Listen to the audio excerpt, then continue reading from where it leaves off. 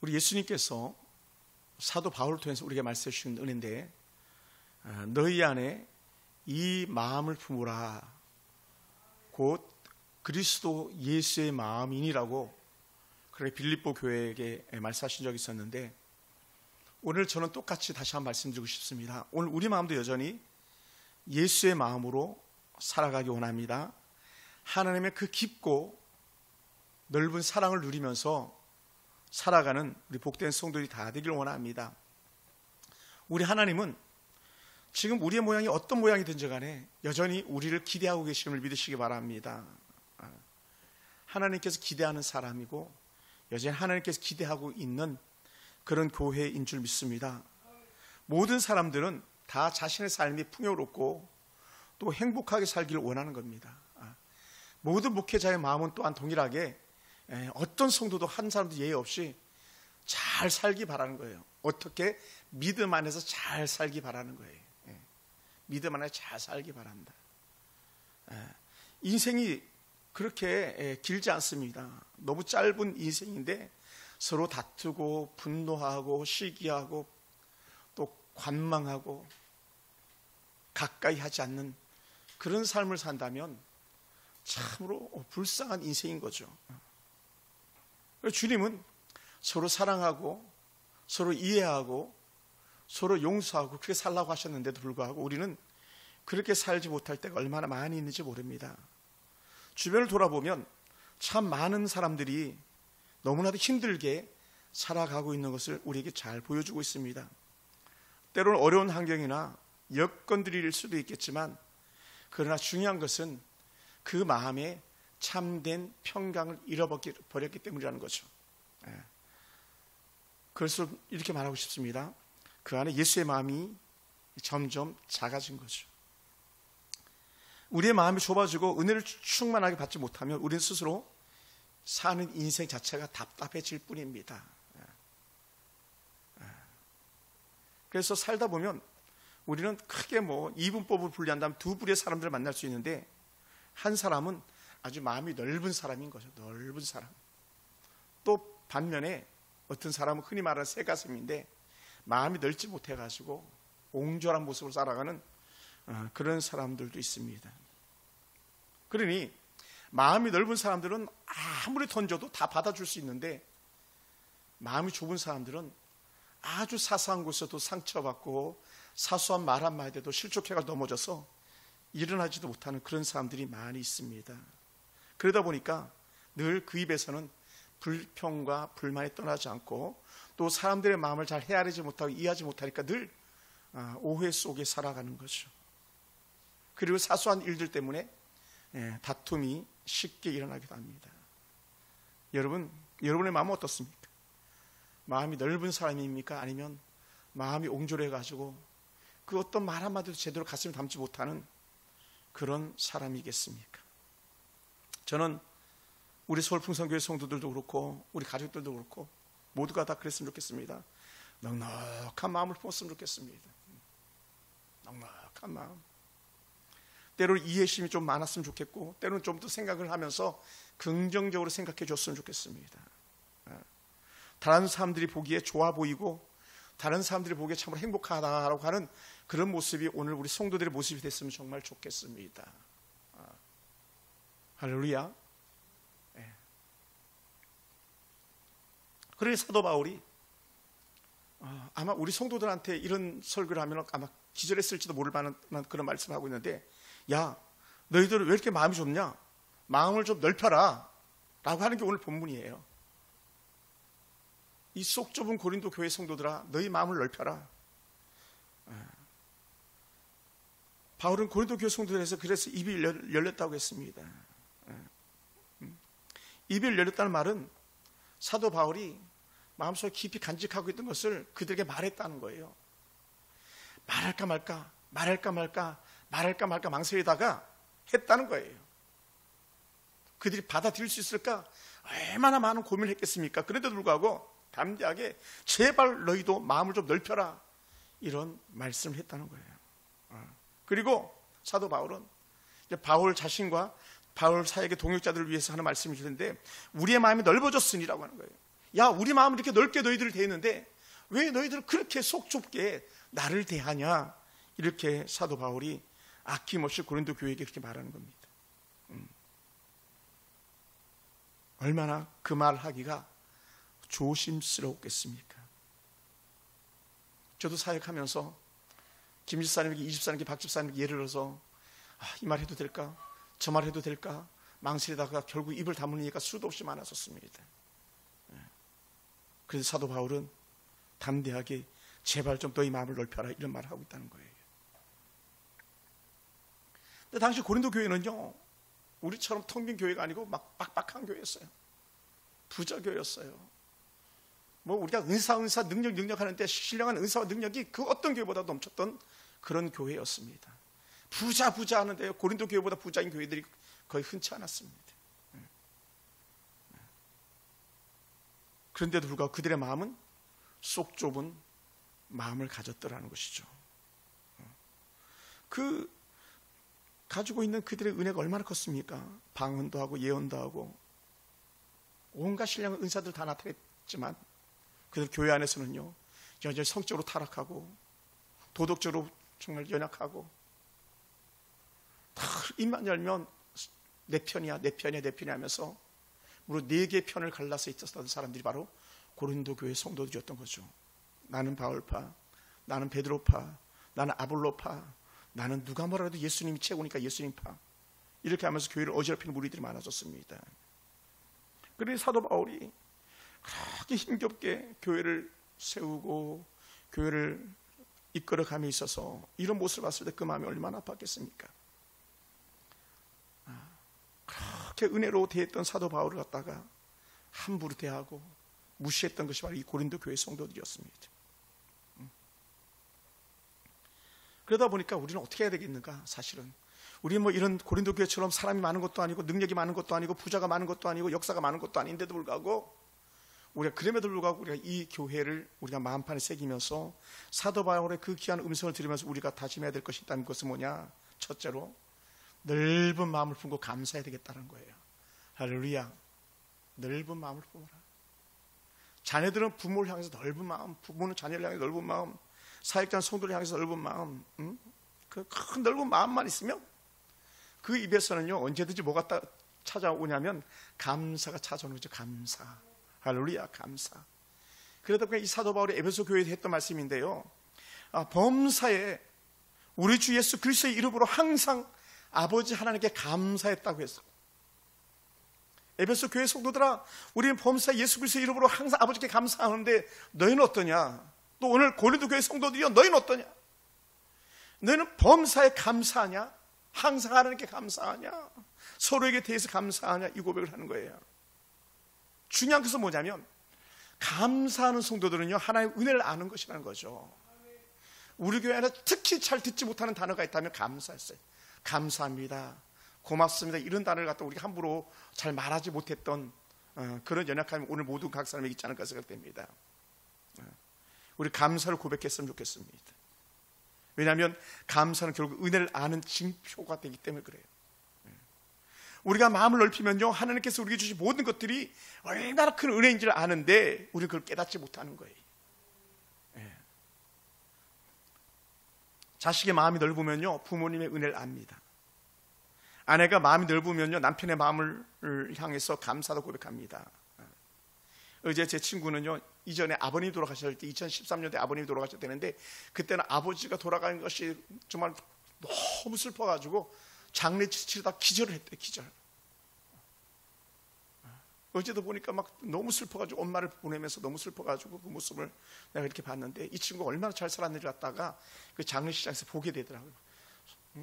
막 5, 60개가 넘는 그런 조화들이 정말 그 큰 특실을 불렸는데도 불구하고 장례식장 자리가 빈자리가 없을 정도로, 그래서 빨리 나와야 될 정도로 그렇게 많은 조문객들이 있는 걸 바라봤습니다.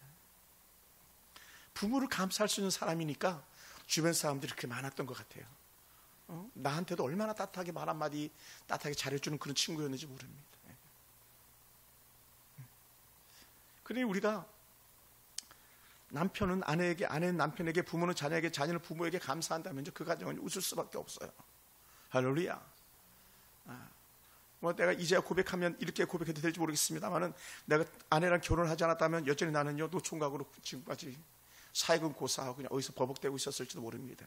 내 친구처럼 맨날 낚시나 다니고 맨날 깡소주나 마시고 막 그렇게 사는 친구들도 있는데 그렇게 사는 인생이 됐을지도 모릅니다. 물론 그렇지 않을 수도 있었겠지만, 그러니 결혼해서 좋은 아내를 만났다는 것이, 또 오늘도 하루 종일 교회에 있으면서 생각나는 것이, 저렇게 우리 하영이가 자라서 시집 갈 수 있는 이쁜 딸이 된 것이 얼마나 감사한지. 그래서 사진만 봐도 막 행복해서 제가 혼자서 막 흐뭇하고 춤을 추는 그런 마음을 가졌습니다. 그래 얼마나 감사한지. 또 그런 표현을 했더니 또 우리 친구 목사님은 사모님이랑 또 그냥 결혼식 축하한다고 하면서 커피 쿠폰을 보내가지고 사모님에게 따뜻하게 마시라고 그렇게 스타벅스 커피 쿠폰을 또 보내주셨더라고요. 그래서 제가 수요일날 같이 식사하자고 제가 선 예약을 해놨습니다. 왜 이렇게 감사하냐? 그래서 예수의 마음을 가졌기 때문이라는 거예요. 그럼 예수님의 마음이 뭐냐? 예수님이 감사하면서 십자가로 올라갈 수 있었던 것은요, 낮아지셨기 때문에 그런 거예요. 다른 말로 하면 더 낮아지려고 했기 때문입니다. 우리는 더 높아지려고 하고 더 대접받으려고 하고 더 정말 좋은 거 가지려고 하다 보니까 감사를 잃어버리고 상대에 대해서 감사할 줄 모르는 거예요. 가정에서도 그렇고 교회에서도 그렇고 이 나라에 대해서도 그렇고. 우리 주님의 마음은요 늘 아버지 하나님께 감사했어요. 우리 같으면 생각해보세요. 부모가 자식을 갖다가 십자가에 죽으라고 내팽개치는데 부모를 욕해야 하지. 그래 엄마가 십자가에 죽으라 그랬으니까 아빠가 십자가에서 죽으라 그랬으니까 내가 죽을게요 이렇게 하겠냐고요. 그렇지 않는데 우리 주님은 당시 십자가에 내 던져버렸음에도 불구하고, 그것도 빌립보서 말씀에 의하면 종으로 던졌음에도 불구하고 종된 예수님께서 그조차도 감사하더라는 거예요. 할렐루야. 그것을 사도 바울은 빌립보서에서 이렇게 말씀했어요. 자기를 비우시고 종의 형체를 가지사 사람과 같이 되셨고 죽기까지 복종하셨다고.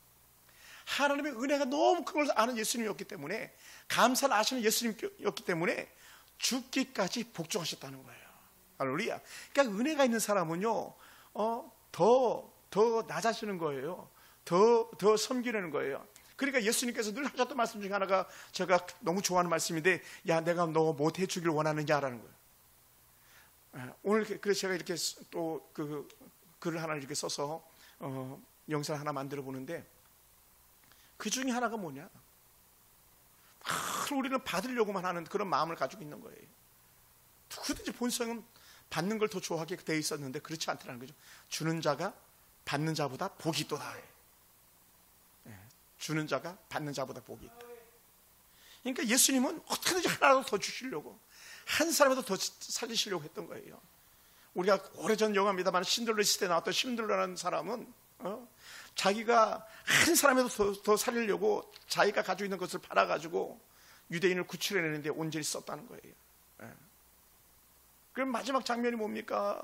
자기가 가지고 있는 반지, 자기가 가지고 있는 이거 팔았으면 누굴 더 구했을 텐데, 한 명을 더 구했을 때 막 이렇게 울면서 막 고백하잖아요. 그런 사람이 진짜 하나님을 믿는 사람 아니겠습니까? 놀라운 사람이죠. 그러니까 신들러 같은 사람은 정말 넓은 마음을 가진 그런 사람이죠. 그러다 보니 그런 마음을 가지고 있는 사람들은요, 다른 말로 하면 감사하는 사람, 은혜가 풍성한 사람은요 불평하거나 불만하지 않는다는 거예요. 글을 보다 보니까 이런 글이 있더라고요. 여물을 먹는 소는 고기를 잡아먹는 사자를 부러워하지 않는답니다. 비둘기는 콩알을 먹으면서도 하늘을 나는 독수리가 고기를 뜯는 걸 보고 조금 더 부러워하지 않는다는 거예요. 왜? 자신의 분깃을 안다는 거죠. 이렇게 해석할 수도 있겠어요. 분수를 안다고요. 우리의 분수는 뭡니까? 하나님의 은혜라는 것을, 모든 것을 시인하는 거예요. 할렐루야. 하나님의 은혜. 그래서 시편 37편에서 뭐라 표현했냐면 1절에 보면요, 행악자로 인하여 불평하지 말며 불의를 행하는 자를 위하여 투기하지 말지어다. 그러니까 악한 자들이 잘 되는 거 보고 불평하지도 말고 부러워하지도 말라는 거예요. 왜냐하면 우리 하나님께 주신 은혜가 있기 때문에, 이미 우리 하나님의 은혜가 있기 때문에, 어떤 것보다 더 풍성한 은혜가 우리 가운데 있기 때문에 우리는 불평할 것조차도 없다고 말하는 것이죠. 할렐루야. 어느 성도가 힘겹게 엄마가 청산 과부가 돼가지고 잘 키워가지고 유학을 보내가지고 돌아와서 그 딸이 대학 교수가 되었답니다.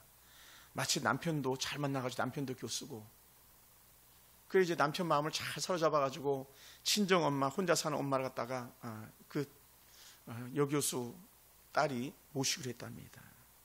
그러면서 기분이 좋으니까 한마디 툭 던졌어요. 엄마 소원이 뭐야? 소원이 있으면 한 가지만 말해봐, 내가 들어줄게 그랬어요. 그랬더니 이 엄마가 하는 말이 뭐냐면, 야, 너가 내가 나가는 교회 같이 갔으면 좋겠어. 너 내가 다니는 교회 같이 가자. 그러니 말을 뱉었으니까 책임을 져야 되잖아요. 그것도 지성이 충만한 교수님이었으니. 그래 이제 엄마 말 듣고 교회를 갔는데 웬걸 처음 교회 가보니까요, 뭐 분위기도 뭐 그렇지만 교회 안에 가니까 사람들이 교수 왔다 좋아하면서 어떤 사람이 이러더래요. 교수님, 우리 아이가 자꾸 대학에 떨어지는데 그 학교 좀 어떻게 좀 합격시킬 줄 수가 없어요? 그 학교 합격 좀 시켜주세요.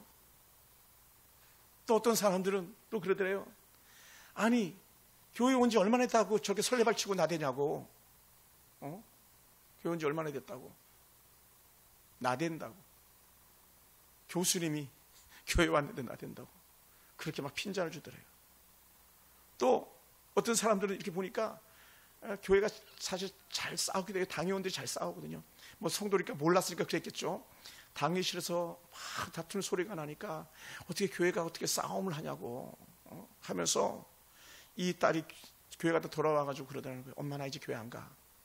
왜 그러냐 그랬더니, 아니 도대체 교회가 뭐 맨날 싸우고 질투하고 시기하고 또 불평하고 그러냐고. 난 그런 교회 안 간다고 막 그랬대요. 그랬더니 엄마가, 겨우 초등학교밖에 못 나온 엄마가 하는 말이 뭐였냐면, 야 그랬구나. 야, 이 엄마가 수십 년 동안 교회 다녔는데 내가 다닌 것도 헛것이 아니었구나. 뭐 엄마? 그랬더니 어머님이 하는 말이 뭐냐면, 야, 나는 너희 아빠가 6.25 전쟁 때 죽고 그 오랜 세월 동안 한 번도 불평하지 않고 난 주의 손에 가가지고 하나님께 감사하면서 그렇게 신앙생활을 했단다. 나는 크게 교회 다녔어도 사람을 보지 않고 내가 하나님을 바라봤더니 오늘날까지 이렇게 신앙생활을 잘할 수 있게 되었단다. 사랑하는 성도 여러분, 그 말을 들은 딸이 엄마 앞에 부끄러워서 그렇게 눈물 흘렸답니다. 엄마가 청산과학으로 살면서 나를 이렇게 대학 교수까지 만들었던 그 은혜는 어머니의 감사와 어머니의 믿음의 눈물이었구나라는 거예요.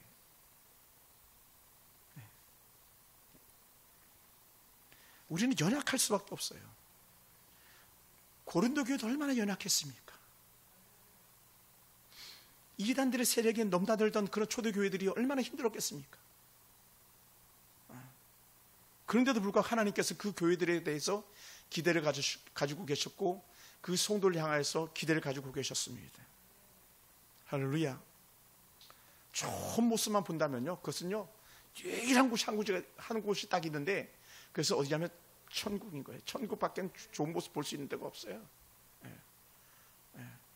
여러분 아시죠? 최근에 뉴스거리에 저는 뭐 제대로 안 돼 유튜브에서 잠깐 봤습니다만은 어느 정당에서 그래도 제일 의롭다고 막 하면서 새롭게 상당한 제3정당인데 거기서 막 성추행, 막 성폭력들이 일어나가지고 지금 뭐 아주 부끄러운 그런 정당이 돼가지고 난리가 난 그런 상황을 봤습니다. 가장 의롭다고 말하면서 자기들만 의롭다고 말했던 사람들이 가장 연약한 모습을 드러내고 있었거든요. 사실은 우리 교회도 똑같은 거예요. 어찌 보면 교회도 가장 의로운 사람들이 모인 것 같은데 사실은 그렇지 않고요, 가장 추악한 사람, 가장 연약한 사람들 모여서 이룬 공동체가 교회이기 때문에 교회의 껍데기를 보고 기대하는 것이 아니라 교회 안에서 일하시는 하나님의 역사, 하나님의 은혜를 기대하면서 다녀야 되는 거예요. 할렐루야. 우리 부족할 수밖에 없거든요. 우리 교회 안에 예를 들어서 김집사, 이집사, 박집사는 부족할 수밖에 없는 사람들이에요. 우리 연약한 우리 성도들이 얼마나 많이 있습니까? 말 한마디만 잘못하면 그냥 송구처럼 찌르는 듯한 그런 사람들이 우리 안에 얼마나 많았겠습니까? 그런데도 불구하고 어떻게 우리는요, 내가 아프지만 그들을 품어줄 수 있는 데가 교회인 거예요. 그런 아들, 딸들을 품어줄 수 있으니까 가정인 거예요. 할렐루야. 사랑하는 성도 여러분, 그러다 보니까요, 고린도 교회의 가장 큰 문제점들 중에 하나가 뭐냐 했을 때 네파로 갈라진 사람들의 무리였습니다. 그러다 보니까 화목함이 떨어진 거예요. 화목하라. 여러분, 말이 그렇죠. 교회가 네파는 아니었으니 얼마나 과간이었겠습니까? 그렇게 영적으로 탁월했던 사도 바울인데도 불구하고 바울은 12제자 중에 한 명이 아니라고 하면서 사람들이 막 네가 무슨 사도냐. 그러니까 바울은 막 말만 하면 내가 사도 중에 사도요 막 계속 이 얘기를 하는 거예요. 왜 그러냐면 교회 성도들이 사도가 아니라고 하니까. 네가 무슨 사도냐. 네가 무슨 사도냐. 제 친구 목사님 중에 몇몇 분들 저만 부를 때 그냥 신목사 이렇게 부르지 않고 꼭 그렇게 불러요. 신박사. 여러분, 박사보다 목사가 훨씬 더 좋은 거죠. 사도라는 그 직분이 얼마나 좋은 겁니까? 근데도 사람들이 그 사도 바울이 사도라는 단어를 쓰는 걸 갖다 그렇게 싫어했어요. 그러니까 어떻게 돼? 사도 바울과 비교되는 사람이 딱 있다면 누구냐면 베드로였거든요. 베드로. 성경의 마사는 게바라고 그러죠. 게바. 나는 베드로파. 나는 게바파. 그 당시 우리도 뭐 교회 안에 말 잘하는 사람들이 있습니다만은 말 잘하는 아볼로도 있잖아요. 그러니까 나는 아볼로파야. 아볼로처럼 말해봐.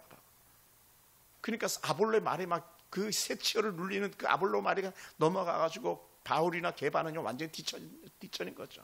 그런데 또 한편으로는 믿음이 좋다는 사람들은 야, 바울이 무슨 의미가 있겠고 아볼로가 무슨 의미가 있겠고, 야, 베드로가 제자지만 예수님만 하냐? 그러니까 난 예수 그리스도파다 해가지고 그리스도파로 나눠졌었으니 이걸 바라보는 사도 바울이 봤을 때에 얼마나 어린아이 같이 그 모습들이 정말 어려 보였겠습니까? 왜냐하면 큰 사람들은 보이는 거거든요. 마음 큰 사람들은 마음이 작은 사람들 하는 행동이 다 보이는 거거든요. 바울이 보니까 그랬던 거예요. 그러니까 사도 바울이 13절에서 뭐라고 표현했냐면 내가 자녀에게 말하듯 하노니, 고린도 교회 성도들에게 자녀에게 말하듯 보답하는 것을 너희도 마음을 넓히라. 너희도 마음을 넓혀라. 할렐루야. 마음을 넓혀라.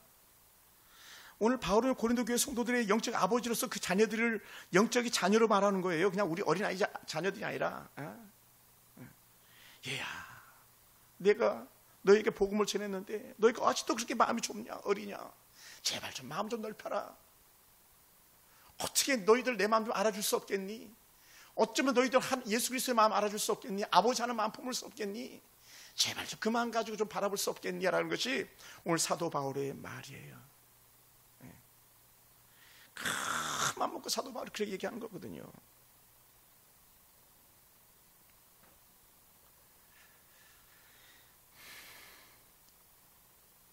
부모가 자녀에게 자존심이나 권위를 내세워서 옹졸해지는 법이 없듯이 바울 자신도 단순히 가르치는 전도자로서가 아니라 하나님 은혜 안에서 권고하고 있는 거예요.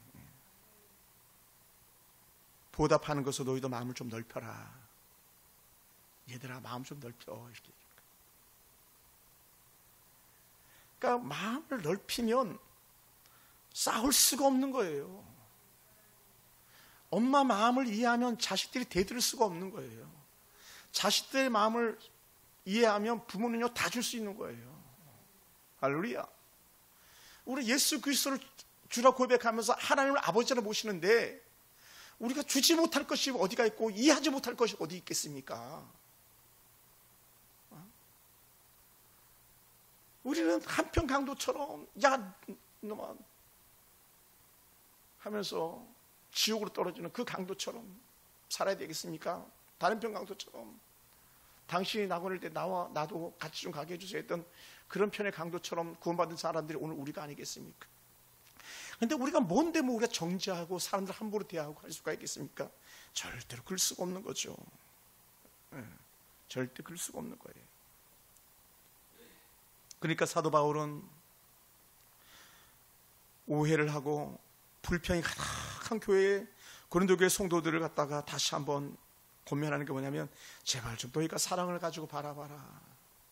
넓은 마음을 가지고 바라봐라. 계속 그 말씀하고 있는 거예요.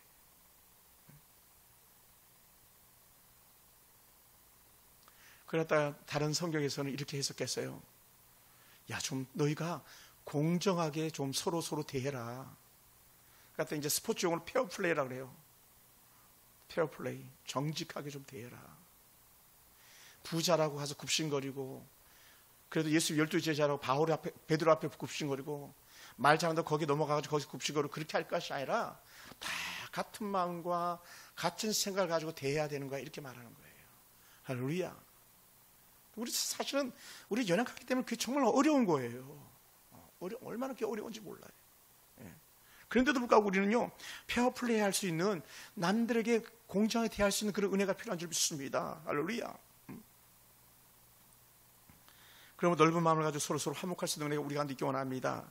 에베소 교회를 향해서 다시 한번 사실 적이 있는데 4장 2절에 보면 이렇게 말씀했어요. 모든 겸손과 온유함으로 하고, 온유함으로 하라. 온유함으로. 오래 참음으로 사랑 가운데 서로 용납하라는 거예요. 왜 화목하지 못하냐면, 왜 막 스트라이크 싸움이 일어나냐면 용납하지 못하기 때문에 그런 거예요. 받아들이지 못하는 것. 제가 오래전에도 찬양을 부르면서 여러분에게 설교했던 적이 있었습니다. 서로 용납하라. 주 너를 용납한 같이 너희도 서로 용납하라. 서로 용납하라. 주 너를 용납한 같이. 그 가사 뒤에 나오는 게 뭐냐면, 주님이 하신 대로, 주님의 뜻대로, 주님의 가시는 그 길을 따라가는 너희는 서로 용납하라 그랬던 거예요. 오늘 이 땅의 모든 그리스도인들은요, 주님이 가신 그 길을 그대로 따라가는 사람들이라고 고백하는 사람들 아닙니까? 예수를 닮으려고 모인 사람들이 성도 아닙니까? 그렇다면 우리는 뭘 해야 되냐? 좀 모자라도, 좀 덜 돼도, 좀 더 때로는 교만하고 헛되게 보여도 그것을 넉넉하게 받아줄 수 있는 그 마음을 오늘 우리가 가져야 되는 줄 믿습니다. 그것이 뭐 남편이 됐든 아내가 됐든 자식이 됐든 교회 안에 서로가 됐든 아니면 이 땅에 살아가는 저 악한 어떤 대통령이 됐든 우리는 그냥 받아주는 거예요. 이해해 주는 거예요. 그러면서 그들을 위해서 기도하고 그 바른 길을 계속적으로 우리는 그들을 위해서 축복하며 기도해 주는 것밖에는 우리가 할 수 있는 게 없어요. 예.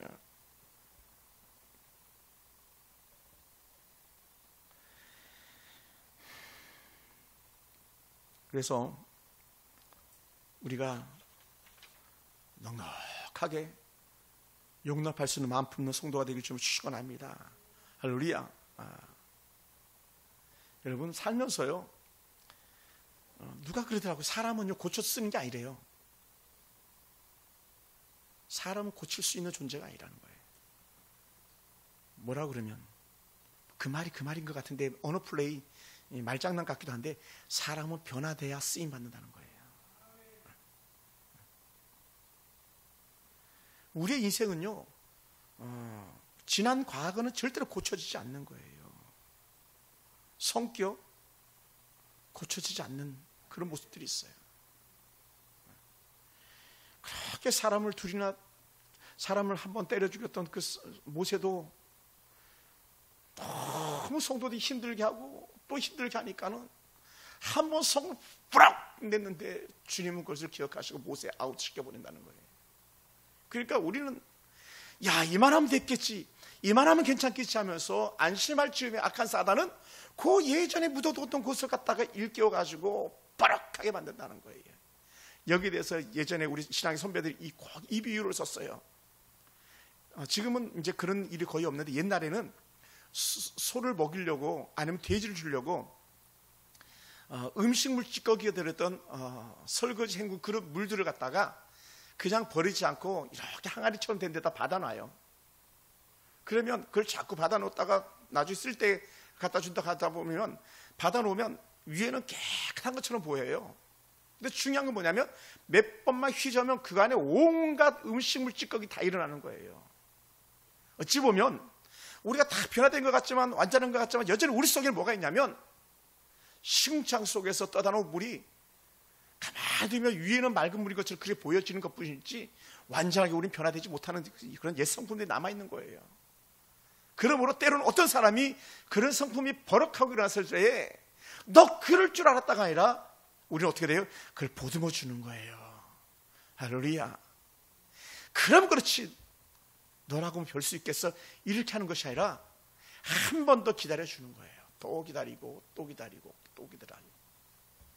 야, 이게 남편도 아내도 자식도 또 성도 들어온 거예요. 이거 기다려주지 못하면 뭐예요? 갈라서는 거죠. 이거 이해 못하면 갈라서는 거예요. 그리고 옛날에 뭐라 그랬어요? 부모들이 이놈 자식 너 우리 집 호적에서 파버린다고. 호적에서 파버린다고. 옛날 어른들은 왜 그렇게 그 말씀을 하셨는지 절대로 파지도 못하면서, 그죠? 이놈 새끼 내 흙 들어가기 전에는 내가 너 다시 보나 하면서도 또 어려우면 자식 찾는 게 인지상정이라는 거예요. 여러분, 우리는요 그런 사람들이에요. 그러다 보니까 우리 자식에게도 그렇고 아내 남편에게도 그렇고 성도와 성도 간에도 그렇고요, 우리가 할 수 있는 것이 있다면 넓은 마음밖에 없어요. 아멘.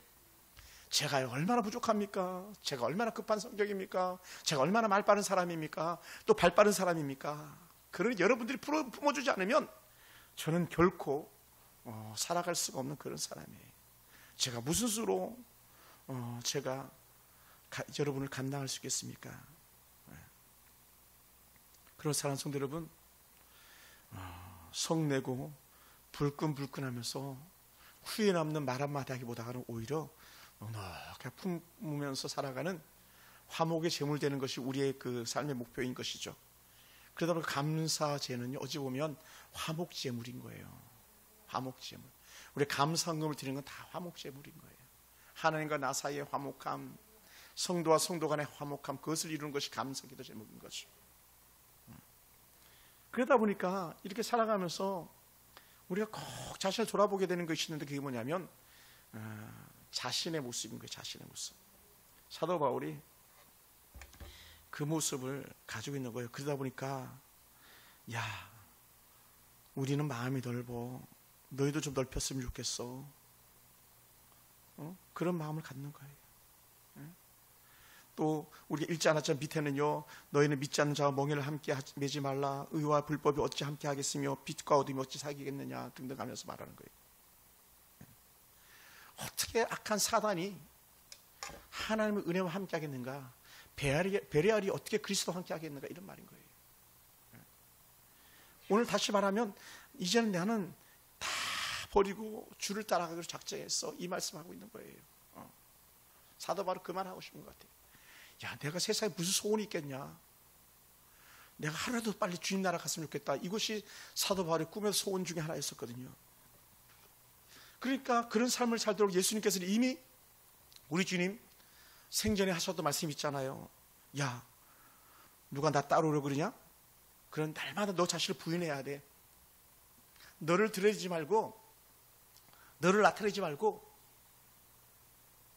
다른 사람들 드러내고 다른 사람들 나타내 보이는 거야. 그러면서 하셨던 말씀이 뭐냐면, 자기를 부인하고 날마다 제 십자가를 지고 나를 따를 것이니라 라고 했던 거예요.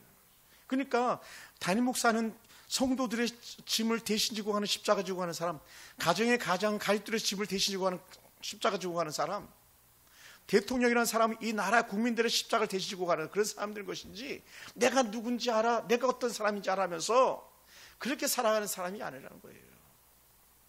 감히 이런 말은요, 우리 성경에 절대 나와서도 안 되는 그런 말인 거죠. 왜? 십자가 지고 가는 사람들이 무슨 할 말이 있겠어요? 우리는 제가 자주 설교할 때 말씀드렸습니다마는 망자유구모이라는 거예요. 제가 이 설교를 준비하고 개인적으로 들었던 생각 중에 하나였어요. 망자유구모 들어보셨습니까? 죽은 자는요, 말이 없는 거예요.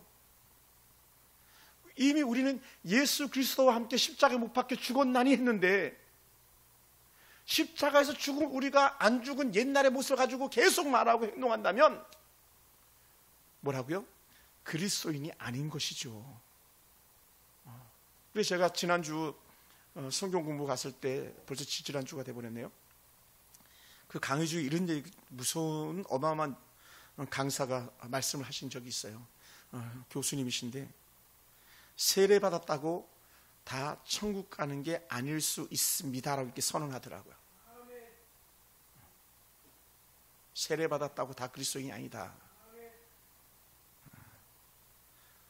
충분히 거기에 납득이 될 만한 열매들은 얼마든지 볼 수 있는 것 같습니다. 예수 믿고 교회 밖으로 뛰쳐나가가지고 예수 안 믿는 사람보다 더 못한 삶을 사는 사람들이 얼마나 많이 있습니까? 믿음이를 간다 했다가 뒤돌아져서 악한 사다보다 더 악한 존재들도 성경 속에 이미 등장하고 있었거든요.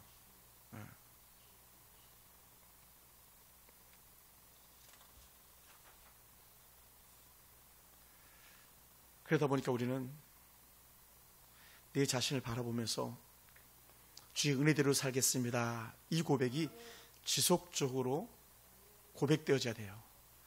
하고 또 하고 반복적으로. 우리가 아기한테 그런 말을 할 때 한 번 하지 않잖아요. 아빠 해봐, 아빠 해봐. 수도 없이 하잖아요. 수도 없이. 그 말을 수도 없이 들은 다음에 아기가 아빠, 엄마라고 발음하잖아요. 우리 삶도 마찬가지예요. 수도 없이 우리는 예수 그리스도를 닮아가도록 몸부림쳐야 되고, 저는 수도 없이 아빠 해봐, 아빠 해봐 하는 것처럼 여러분이 성도들의 삶을 변화되게 하기 위해서 예수 그리스도 안에서 우리는 새롭게 거듭난 사람들입니다. 그럼 우리는 십자가 지고 가야 될 사람들입니다. 이런 고백을 착하게 만들 수밖에 없는 거예요. 할렐루야. 그래서 예수의 마음 품고 살아야 된다고 저희 집 가훈을 그렇게 정했다 그랬었잖아요. 예수의 마음, 예심 두 글자로는. 왜? 우리 그 마음 가지고 살지 않으면요, 온전한 가정을 이룰 수 없기 때문에 그런 거거든요. 우리 교회 역시 마찬가지. 예수의 마음으로 살지 않으면요, 교회의 존재 자체가 의미가 없는 거예요. 왜냐하면 온 성도들이 예수의 마음으로 살고 예수의 은혜 가운데 그 능력을 힘입어 살도록 하는 것이 교회가 가지고 있는 본질적 목적이고 교회가 지향해야 될 방향이기 때문에 그렇습니다. 그로 사랑하는 성도 여러분, 말씀을 마무리하겠습니다. 오늘 사도 바울이 얘들아 너희 제발 좀 마음을 넓혀라. 오늘 우리 성도들의 마음이 좀 그랬으면 좋겠습니다. 우리 오늘 주님께서 우리 가운데 찾아오셔서 이렇게 말씀하는 것 같습니다. 신목사 마음 좀 넓혀라. 성도들아 마음 좀 넓혀라. 이 험악한 인생을 사는데 왜 행복하지 못하고 그런 삶을 살겠느냐? 너의 마음이 너무 좁아져 있지 않느냐? 너희가 너무 많은 계산을 하고 있지 않느냐? 너의 생각이 아니라 하나님 아버지 생각을 품고 살아야 되지 않겠느냐라고 말씀하시는 그 주님의 음성이, 오늘 사도 바울의 음성이 오늘 우리 가운데 새롭게 들려지길 주님으로 축원합니다. 할렐루야. 우리의 마음이 넓어지는 사람들을 갖다 우리는 이렇게 표현하고 싶어요. 그 사람 큰 사람이야. 큰 사람. 이런 사람을 갖다가 또 다른 말로 이렇게 표현할 수 있을 거예요. 그 사람 된 사람이야. 그 사람 된 사람이야. 교회 안에서 뭐라 그래요? 야, 그 사람 진짜 예수쟁이야. 그 사람 진짜 예수쟁이야. 우리 그 말 들어야 되지 않겠습니까? 아무것도 아닌 것 때문에 실족하고 넘어지고 예수 안 믿는 사람도 못하고 그런 말과 행실에 우리가 살아가고 있다면 우리가 얼마나 부끄러운 그런 모습이겠습니까? 이 설교를 준비하면서 생각났던 건데, 이 다음엔 부끄러움 없어야지. 예수님 만나는 그 자리에서 부끄러움이 없어야 되는데, 그 요만한 속을 가지고 우리가 살아간다면 어떻게 우리가 이 험한 세상을 우리 자녀들에게 내어줄 수 있겠습니까? 우리의 마음이 넓어지면 우리 자녀들이 사는 세상도 넓어지는 것이고, 우리 교회의 마음이 넓어지면 온 교회도 넓어질 수밖에 없는 거예요. 그래서 제가 이 성전에 올라오기 전에, 이 강단에 올라오기 전에 잠깐 한 교회 목사님이 이렇게 생각이 났어요. 그냥 일하느라고 삶에 찌들어져 있는 그 목사님에게, 야, 우리가 80만 원, 100만 원만 대주면 그 목사님 일 안 하고도 목회할 수 있을 텐데, 막 이런 마음이 드는데 우리가 그 적이 없어서 마음이 아픈 거예요.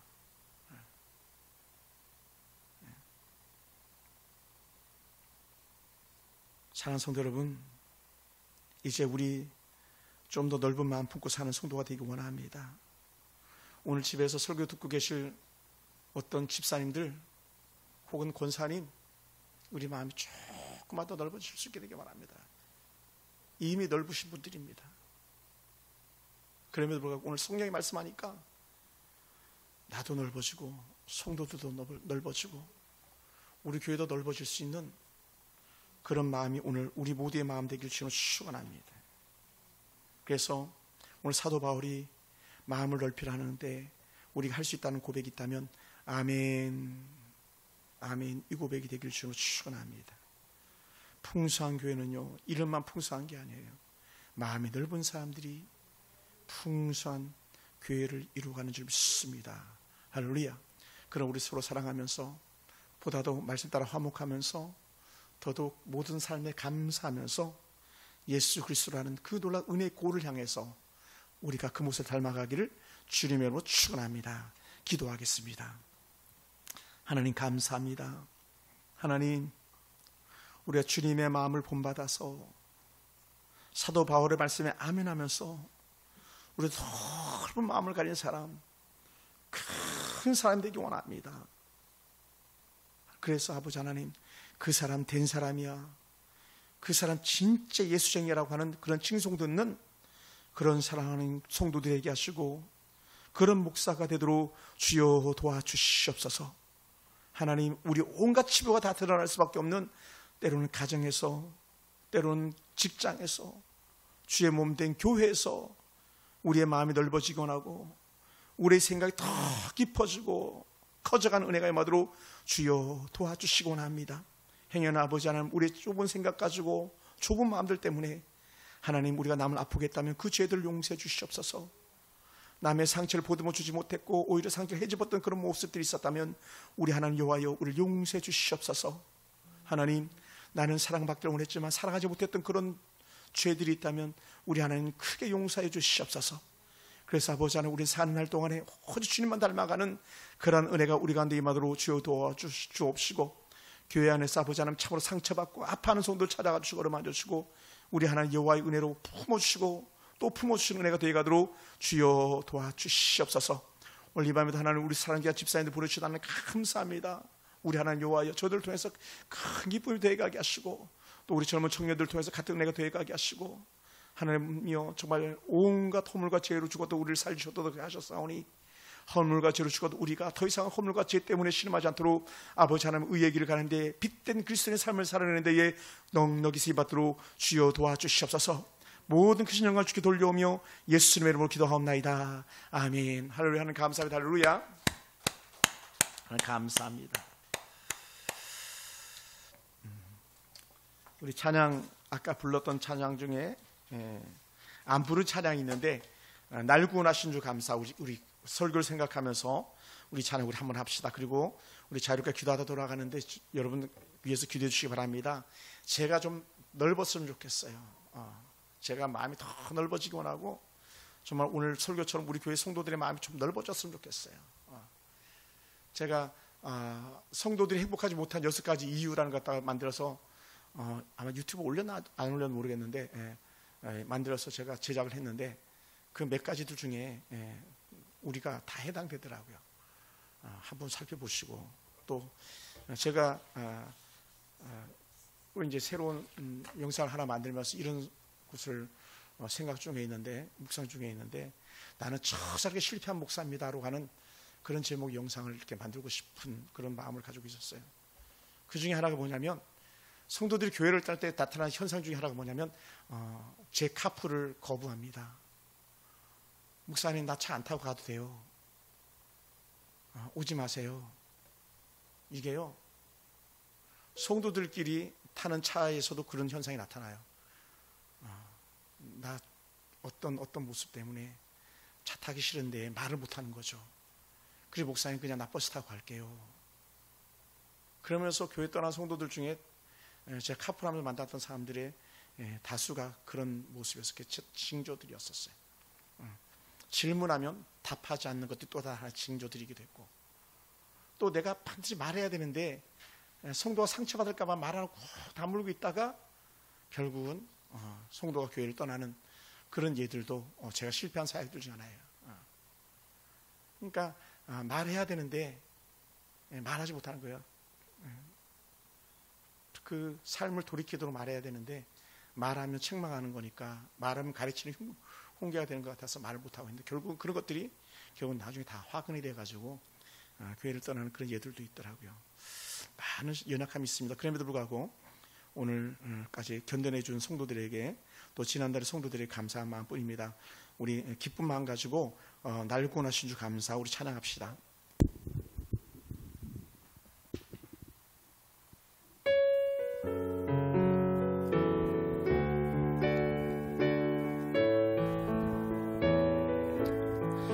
날 구원하신 주 감사 모든 것 주심 감사 지난 추억 인해 감사 주 내 안에 계시네 향기로운 봄철에 감사 외로운 가을날 감사 사라진 눈물도 감사 나의 영혼 평안해 응답하신 기도 감사 거절하신 것 감사 헤쳐나온 풍랑 감사 모든 것 채우시네 아픔과 기쁨도 감사 절망 중 위로 감사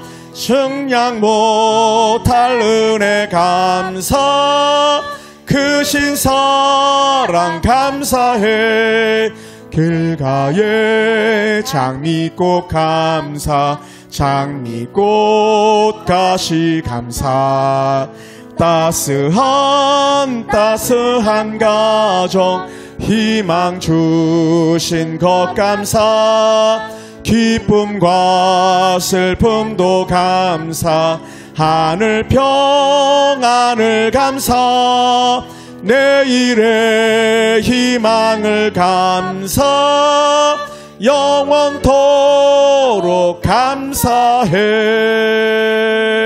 감사해. 할렐루야. 오늘 또 기도하다가 돌아갈 때 여러분 가운데 은혜가 더해가기 원하고 또 여러분 우리가 어떤 은사와 신령 은사와 역사가 아니라 예수의 마음을 내 안에 갖게 하시옵소서라 이 신령한 고백이 저와 여러분 고백되기 원합니다. 하나님 내가 예수님 따라가기 원합니다. 예수 닮기 원합니다. 예수 닮으면 끝나는 거예요. 예수님 모습 나타나면 끝나는 겁니다. 더 이상 그보다 좋은 것도 없습니다. 그러면요 늘 감사할 수 있고 어떤 고난 속에서 감사할 수 있고 어떤 환난과 풍파 속에서도 우리 이겨내고 견뎌낼 수 있는 줄 믿습니다. 하나님 앞에서 여러분 하나님 예수의 마음 담기 원합니다. 넓은 마음 갖기 원합니다. 이 고백 간절히 기도하다 돌아가시기 바라고 또 주일날 하나님 기쁨의 예배가 우리 가운데 이루어지도록 주여 도와주시옵소서. 하나님의 가장 기뻐하는 것이 뭡니까? 아버지 앞에 예배하는 겁니다. 그 백성을 애굽에서 이끌어냈던 가장 큰 원인은 단 하나예요. 그들 잘 먹고 잘 살라고 이끌어낸 게 아니라 하나님께서 예배 받으시기 함이라 했어요. 예배하는 백성 레위지파의 최고의 축복은 예배를 수종드는 자였었어요. 오늘 우리가 그 하나님 은혜 가운데 있는 사람들 줄 믿습니다.